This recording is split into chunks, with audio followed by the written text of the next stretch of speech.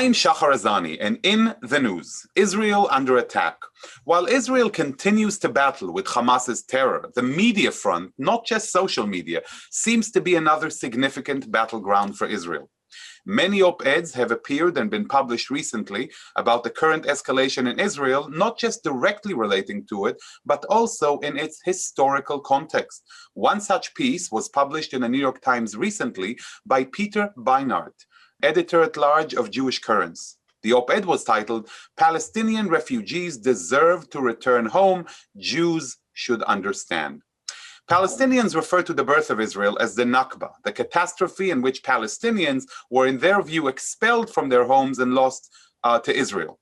In his essay, Beinart calls to allow Palestinian refugees to return, arguing that acknowledging and beginning to remedy the expulsion by allowing Palestinian refugees to return requires imagining a different kind of country, where Palestinians are considered equal citizens, not a demographic threat. In Jewish tradition, return need not be physical. It can also be ethical and spiritual. That means the return of Palestinian refugees, far from necessitating Jewish exile, could be a kind of return for us as well, a return to traditions of memory and justice that the Nakba has evicted from organized Jewish life. To put things in historical context, I am pleased to have with us on JBS Gilead Ini. Gilead Ini is a senior research analyst at CAMRA, the Committee for Accuracy in Middle East Reporting and Analysis, a leading media monitoring organization devoted to promoting accurate and balanced coverage of Israel and the Middle East. His thoughts on journalism and the conflict have appeared in Commentary Magazine, The Forward, Columbia Journalism Review, The New York Post, and elsewhere. Gilead, welcome on JBS. How are you? I'm good. Thank you, Shahar. So I really want to dive in with you because many a time we hear about these issues of return and the Nakba and some sort of a right of return and the demographic issue. So first of all, can you tell us a little bit about what is this Palestinian concept of a Nakba? What is it exactly in their eyes? Well, as you mentioned, the word means, it's the Arabic word for catastrophe. And so in the shortest possible number of words, if you wanted to describe it, Nakba refers to the establishment of the State of Israel in 1948. And if you wanted to go a little more in depth, it's the word used to describe the failure on the part of Palestinian Arabs and the broader Arab world in their war to destroy the creation, to prevent the creation of Israel. Late in 1947, the UN came out with its partition plan, which was a compromise plan meant to sort of satisfy the national aspirations of both the Jewish people and the Palestinian people. And the compromise was they can both have a state where they can both steer their own course. Now, the Palestinians and the Arab world rejected this compromise. And immediately after the announcement of the partition plan, Palestinians started attacking Jews in the Holy Land. And several months later, Arab countries, the neighboring countries, Egypt, Jordan, Syria, Lebanon, Iraq, and others, joined the fight against Israel. Now, the launch of that war, and I guess specifically the loss of that war by the Arab side, and the flight of so many Palestinians to those countries who were attacking Israel, really did nothing good for Palestinian society. So I guess you could say it was a catastrophic result for them.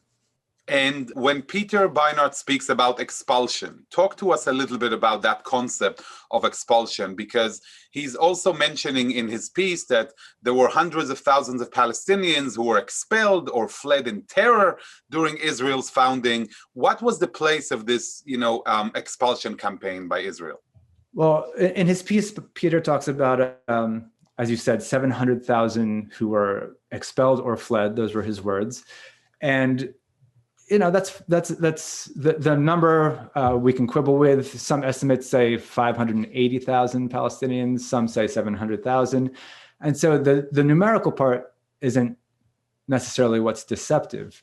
But here's what we often see in Peter Beinart's essays. He chooses his words very carefully, and too often they seem meant to misinform. So when he says expelled or fled, he's trying to give a particular impression to readers.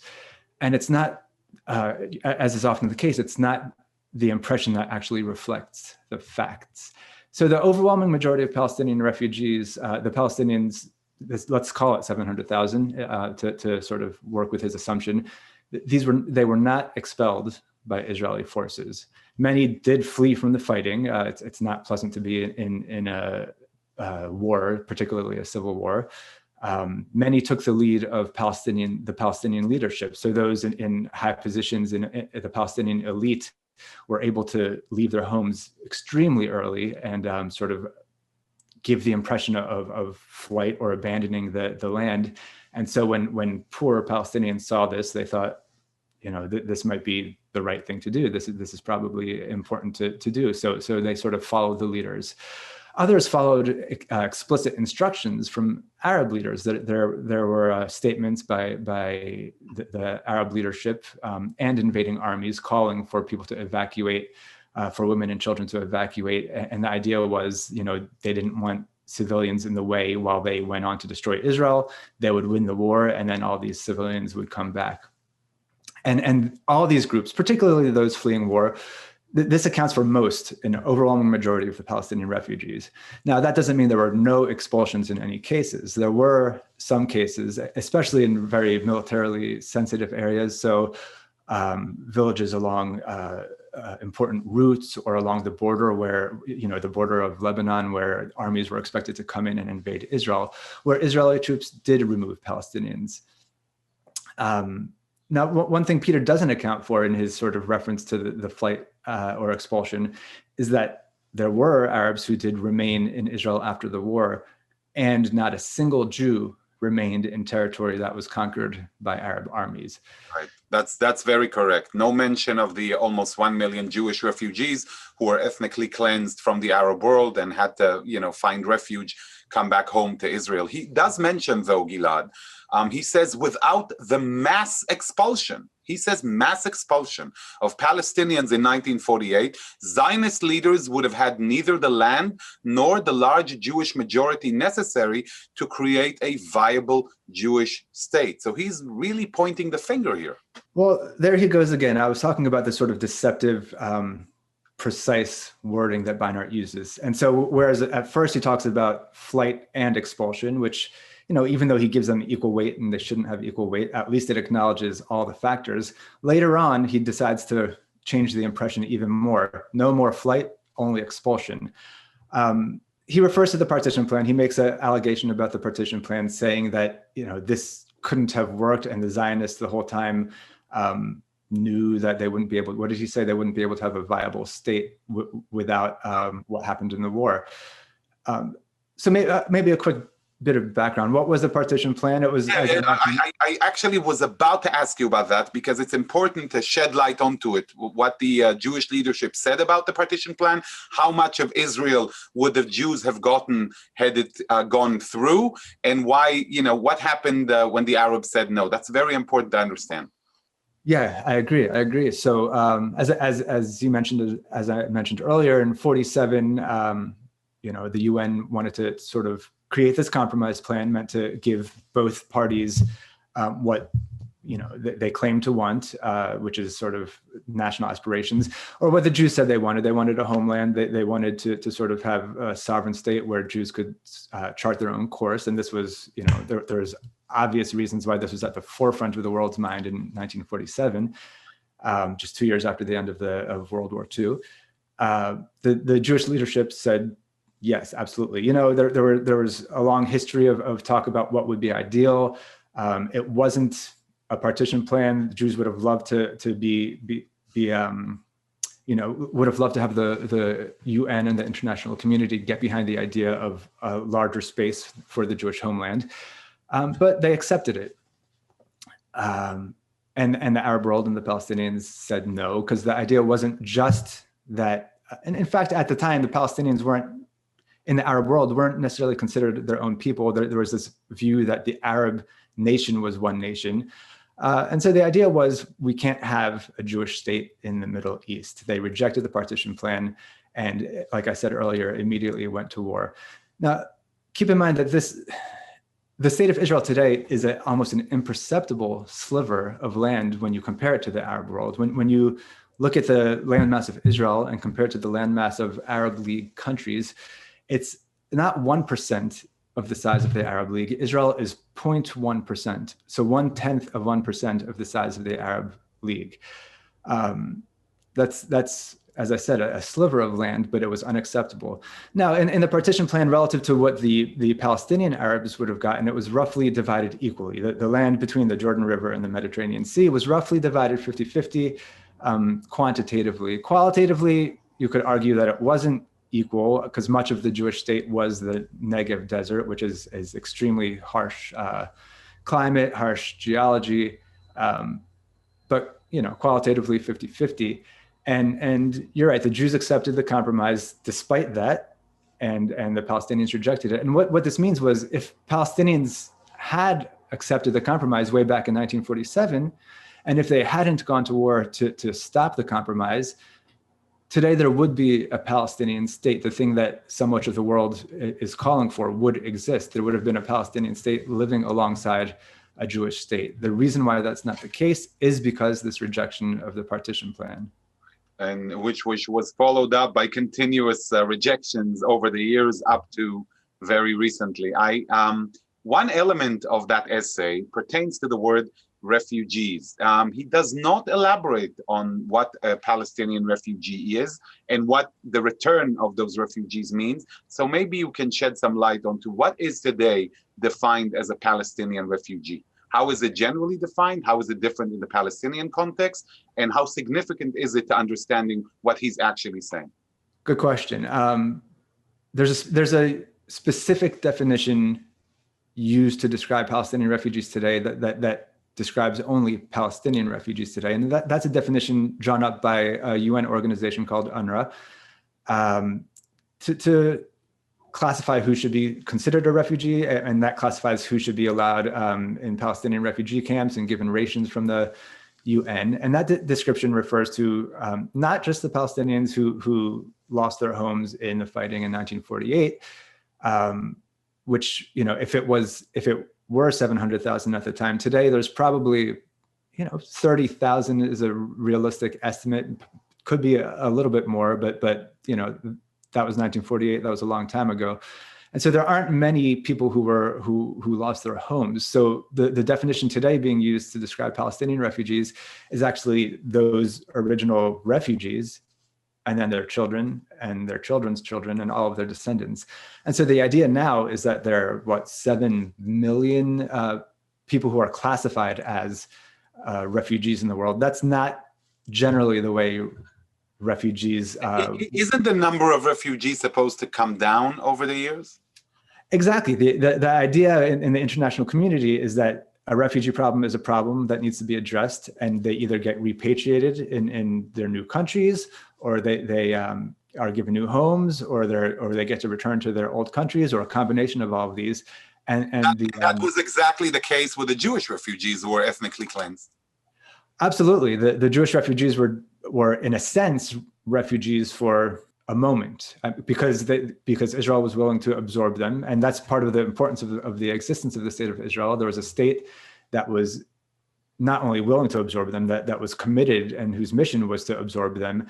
And so, when my father and his family was effectively forced out of Iraq at gunpoint with the rest of the Jewish community in 1952, they went from Baghdad, lost their homes, lost everything they had. They were refugees, immediately were absorbed by Israel, were given a home, at first in a tent and eventually a home. And their refugee status was redressed. The problem is that in much of the Arab world, and this sort of stems back to the idea that the most important thing for many in the Arab world is not necessarily taking care of the Palestinians, but rejecting Israel's existence. That same idea that led to the rejection of the compromise. And so because of that idea in the Arab world, the thinking was, we don't want to absorb the refugees. We want to keep them in refugee camps. We want to keep them as sort of this open sore, this ongoing grievance, to make sure that they're going to continue to demand to wipe Israel off the map. So it's a kind of a bargaining chip. I'm sorry? The bargaining chip in the power play. Bargaining chip without actually wanting to bargain with the other side. But yes, they were used as chips for eliminating Israel. And instead of taking my word for because that's a pretty grave charge that they want to harm Palestinians or they want to use Palestinians as a tool to eliminate Israel as opposed to helping out the Palestinians. So I want to quote the first generation of people who are making the same demand that Peter Beinart is now making, this demand for a, quote, right of return. The words of a former foreign minister in Egypt were very telling. He said about the demand for a right of return, he said, to put it quite clearly, the intention is the extermination of Israel, period. Those were his words. And he was far from the only one. There was a conference about refugees in Syria where those who attended the conference resolved that they needed to, quote, ensure the refugees' right to annihilate Israel. Gamal Nasser said, if the Arabs return to Israel, Israel will cease to exist. And that was his goal. That was a good thing. Peter's version, the words you read from Peter sound a lot gentler than what this first generation was saying, but it's the same demand. It's the same intent. It's only different packaging. And when you talk about the plight of those Palestinians, the original refugees and their families over the years in different Arab states, we also remember that in places like Lebanon, they're being kept in camps. That they don't receive work permits to work within Lebanon itself to avoid any potential integration. Some of the camps have been attacked during the war in Syria. I mean, we're talking about, plights of people that because of this focus supposedly on Israel, nobody really takes care of those people. It's tragic. The level of discrimination against Palestinians in Lebanon, probably in particular, is shocking. And what's also shocking is that nobody who purports to care about Palestinians seems to care all that much about Palestinians holed up in refugee camps in Lebanon, prevented from working, as you said, from basic rights. And this has been the situation for these guys since 1947, 48. And that's the real tragedy here. I mean, that people choose to focus on something completely different while truly neglecting the plights of many people out there. I want to ask you something about this concept that appears usually thrown at people, the right of return. Is there such a right of any refugee to return anywhere? Has it ever been implemented in world history? And is it possible to, turn the hands of time backwards when it comes to conflicts? Maybe elaborate a little bit about that. Yeah, the way it tends to work in history, and there's unfortunately, a long, full history of warfare in this world we're living in, and often that results in refugees. And the way it tends to work is that there are population transfers. Ultimately, the hope and idea is that the population who left their homes, for example, the Jewish refugees, for example, my father, end up with a secure home somewhere else. After World War II, and this is exactly the same time period. Don't forget, as the Israel's independence war, there were huge population transfers that were sort of endorsed or promoted by the international community. India and Pakistan, right? The formation of Pakistan, similar idea. Pakistani Indian Muslims at the time that the British were leaving, it sounds familiar, felt like they would have a more secure, a more fulfilling existence if, instead of being a small minority in predominantly Hindu India, they could have their own state. Now there's a huge war. Ultimately, Indian Muslims fled to Pakistan. Hindus in Pakistan fled to India. And that was, there was a lot of suffering, I'm sure, in that population transfer. But that was kind of the norm for most of American history. And, you ask, the second part of your question is very interesting. Can you turn back the clock? It's actually impossible, but the homes that in question are not existent. The Jewish state does exist. It is understood at this point that it's understood because of all those admissions, that the demand for a right of return is meant to get rid of a sovereign Jewish state, to make Jews a minority in Israel in the same way that we are everywhere else in the world, with all the dangers that comes with that. And so there will be no turning back the clock. Israelis will not say we feel comfortable, living as a minority amongst a population that voted for Hamas, that's currently raining rockets on Israeli cities, and whose leader just urged Palestinians to buy a 5-shekel knife and go find a Jew and cut their heads off. This was a quote from just a week or two ago. So what he's calling for, what Peter Beinart is demanding, isn't going to happen. But what he's doing is sort of perpetuating this fantasy, perpetuating this belief that Israel can be wiped off the map, but demographically. And I'm afraid essays like that are just going to prolong the conflict and discourage the compromise that's ultimately going to be needed. And there's something particularly ironic if you look closely at Peter's essay, and this often happens. He's good with words, and you have to stare at it for a minute, and you start to see things that kind of don't make sense.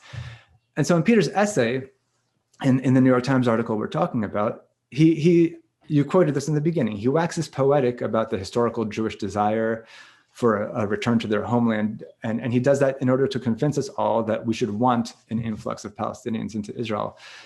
But later in that exact same essay, when he talks about the idea of Jews moving back to Sheikh Jarrah, which is the neighborhood in Jerusalem where there's the planned eviction of 4 Palestinian families who have chosen not to pay rent, in that same essay, he opposes the idea of Jews moving to East Jerusalem, accusing Israel of wanting to make Jerusalem a Jewish city and casting that as a bad thing. So in the same essay that he says it's a good thing to make Israel a Palestinian state, he says it's a bad thing for Jews to be in Jerusalem, in case this might Judaize, as opponents of the Jewish presence in Jerusalem use. Judaize Judea. So is he a believer in people returning, sharing the land and returning to their homes, or is he an opponent? What it turns out is that he's opponent of Jews living in Jerusalem alongside Arabs, but he's a proponent of Palestinians demographically overwhelming the Jewish state and creating one large Palestinian state instead of sharing the space with a Palestinian state and a Jewish state. So again, it's the same demand, the same intent as the Arab leaders who talked about annihilating Israel, but different packaging. It's a very important point to mention, because Peter Beinart is using this soft language, trying to tie it in supposedly to Jewish tradition, hiding the intent behind those words. And somebody who doesn't know or is not familiar with the nuances of what we're talking about here may fall victim to that kind of use of words and descriptions that don't necessarily reflect reality on the ground. So what advice would you give to our many viewers who sit and listen to you, very impressed with your knowledge? What can we do? What can they do to educate themselves and to empower themselves against those kinds of op-eds? Because by far, Peter Beinart is not the only one using this tactic. I think you're absolutely right. As you read it, it feels as if he's calling simply for Palestinians to be able to immigrate to a homeland, just like Jews wanted to immigrate to a homeland. That's how he sells it intentionally. But that's not what he's actually describing, right? In the piece, he's not describing a homeland, which Israel now has. And if the West Bank and Gaza became a Palestinian state, Israel would remain a homeland to which Jews can go. That's not what he's describing for the Palestinians. What he's actually describing, when you look closely and when you read closely, is replacing the Jewish state. So we can all get behind the idea, perhaps, that Palestinians should have a homeland the same way we want one. And he sort of bait and switches us, right? He lures us in with this idea and then springs on us. But really what I want is to replace the Jewish nation state, not to give the Palestinians a state. They could have what he's calling for, but that's not actually what he's calling for. And so you're right. First of all, we all need to understand, and this is a prerequisite, unfortunately, to sort of navigate the often inflamed conversations about the conflict. We all need to understand, and we need for our friends to understand, that too many people out there want to eliminate Israel. And again, they're calling to eliminate 0.004% of the world's landmass, the sliver of land where Jews are able to steer their own fate as a people.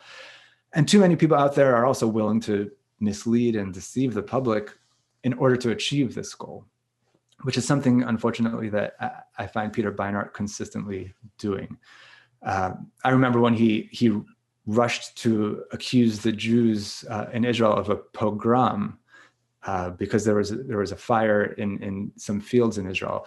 Turned out there were bonfires lit by Jews to celebrate Lag BaOmer, as is the Jewish tradition, right? They commemorate the holiday by lighting bonfires. That's the only thing that happened at the time. And Peter rushed to Twitter, where he has a huge following, and charged the Jews with a pogrom. This is the kind of sort of deception we see. It's interesting that as soon as Beinart came out as an opponent of Israel's existence, the New York Times brought him on as a contributing op-ed writer, and it suggests to me that there's sort of an appetite for in the mainstream media for calls to eliminate Israel, and the fact-checking becomes secondary at that point. Right. And so people are stuck having to sort of navigate this and figure out what to do and figure out how to educate themselves. And it's hard to keep up, right? The opponents of Israel, like Peter Beinart, take this on as a full-time job, misleading people about Israel's history, about the reality today. And we see this, of course, with the unfortunate fighting currently. This misinformation is 24/7. And people who have normal lives, who have jobs, who have kids to attend to, who are well-rounded, don't have 24/7 to do this. So it's a challenge. And what I would say is one thing we can do is the organization I work for, as you said, CAMERA, the Committee for Accuracy in Middle East Reporting and Analysis, is working 24/7 to fact check, to expose, and to rebut these type of falsehoods and distortions, and to correspond with editors to call for corrections, which we get hundreds per year of, and to try to sort of hold the line. The state of the media is problematic. In the UK, it's worse. In the US, it can continue to devolve. It can sort of get pushback. We're here to do pushback. But at the same time, we're publicizing everything we're saying to editors, right? We're publicizing our fact checks. We're reading the news on a daily basis and posting some of what we're seeing on our website. So I would definitely suggest people visit camera.org. It's our website, and to sort of stay, keep themselves informed a few minutes a day, to sort of get a sense of the techniques that are used in the media, and too much of the media to sort of tilt the conversation, to skew the narrative, and to inform themselves, and to just not hesitate to speak up. This is an atmosphere, not just regarding Israel today, but the political atmosphere in the country, coming from all directions, can be rather extreme. People want to shut their opponents up. They don't want sort of a healthy conversation that shines light on what's missing in one narrative, what's being misrepresented. And so people, it's a hard thing to do. But a very important part of the conversation today, and that needs to be a part of it. Gilad, what you just mentioned about Peter Beinart in the New York Times reminds me of a certain op-ed published in the same outlet. I believe it was around 2011, when the renowned Zionist and philosopher, not really, Muammar Gaddafi of Libya, published an op-ed about Israelstein, vision for which, if you think, that's exactly what Peter Beinart is talking about. So definitely within the halls of the New York Times, there is a great appetite to see Israel changing its form from a Jewish state into a prelude of its disappearance of the world stage. We're very thankful for your insights. I just want to invite our viewers to follow you on Twitter, Gilead Ini, INI, and you will be able to receive the information you need. And the most important thing I learned today from my conversation with you, Gilead, is when such issues or accusations are hurled at you or thrown into the air, no matter what language is used, there is no immediate need to acknowledge its truthfulness. It's okay to say, let me look into it. I need to really dig deep and see what's correct and what's not. Is there a right of return? What does it really mean? And I think that's really has to be part of the conversation. So thank you so much for joining us. It was my pleasure. It was a pleasure speaking with you, and I hope to see you again. And to all of our viewers, I'd like to say thank you very much for watching. I hope you were educated as much as I was. Stay safe, stay happy, and stay healthy. And always remember, things in the Middle East are never as simple as they try to tell you they are. For JBS, I'm Shahar Azani. Until next time, see you soon. Shalom and להתראות.